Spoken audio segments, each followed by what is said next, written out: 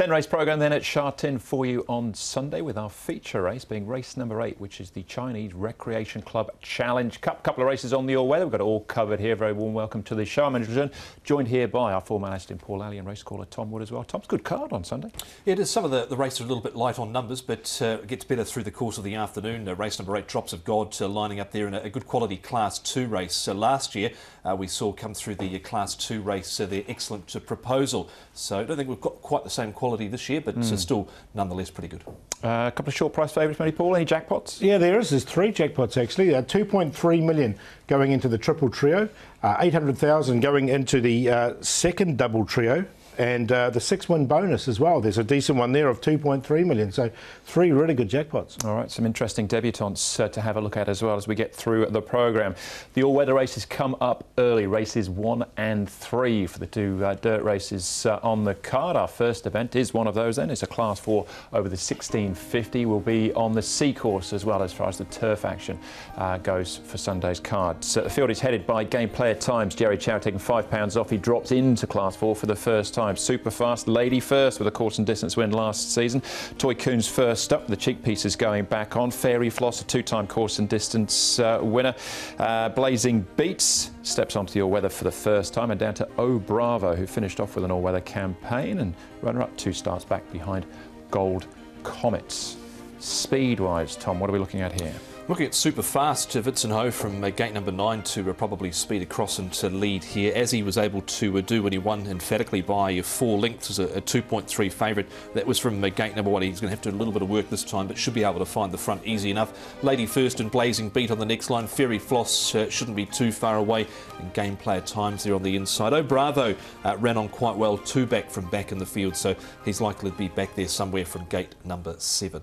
OK, well, we can see Oh Bravo in actual fact, Paul, in this first piece of vision we're looking at from the back end of last season. Super Fast comes out on top with a couple of them reopposing from behind. Yeah, it was a good run from Super Fast. He got everything in front here on the wet slow and managed to run away and won really nicely. I thought it was a good run from Oh Bravo. He's trialled well recently, so I've got both Super Fast and Oh Bravo in. Yeah, I've got them both in as well. Super Fast seemed to grow another leg on this type of surface. It was wet slow on this occasion, but on top of the ground he should be fine.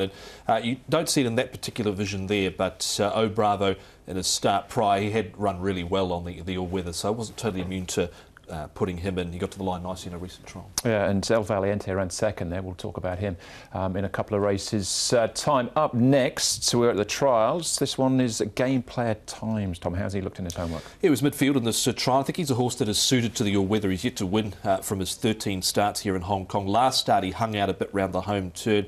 It was a little bit awkward out of the gates in his most recent trial. But I just thought here between runners was a pretty compact field, Paul, over the final stages. He looked to stay on well. Yeah, it wasn't bad, was it? Like, he struggled in Class 3. The best he's done is a 3rd. So now down into Class 4. I think this is probably a better grade for him. So, look, I put him in on a minor line. OK, and still at the trials, we can have a look at Toy Coon and Fairy Floss, who's our likely favourite here, Paul. Fairy Floss, the grey. Yeah, I like Fairy Floss. So, look, he took a while to find his feet, but he really came into his own at the back end of last season.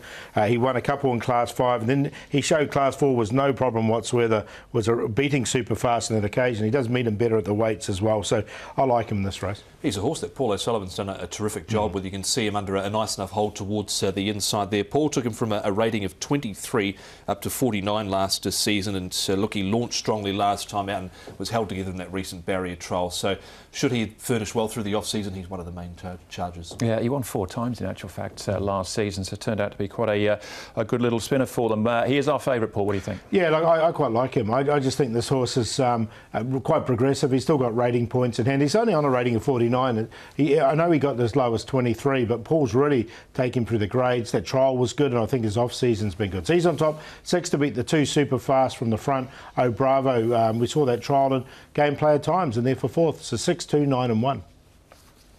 I think the class drop's really likely to help Game Player Times this time round, and I liked his recent trial coming into this. He has gone well on this surface in the past, so he's on top. He doesn't have to carry the big weight. He's got 128, so he's only giving £4 away to the likes of Fairy Floss. Super Fast gets his opportunity. He does have to carry the £133, and he's more than likely to do it from the front. And Oh Bravo is eligible for Class 5, but I think needs to be respected on that run 2 back. So 1, 6, 2 and 9. think Fairy Floss is the one to beat, but don't completely discount Lady First as well. I know the overall record might not read well, but 7 starts, course and distance, 5 top 3 finishes. So Lady First makes it in for me as well. That's race number 1, Class 4, over the 1650.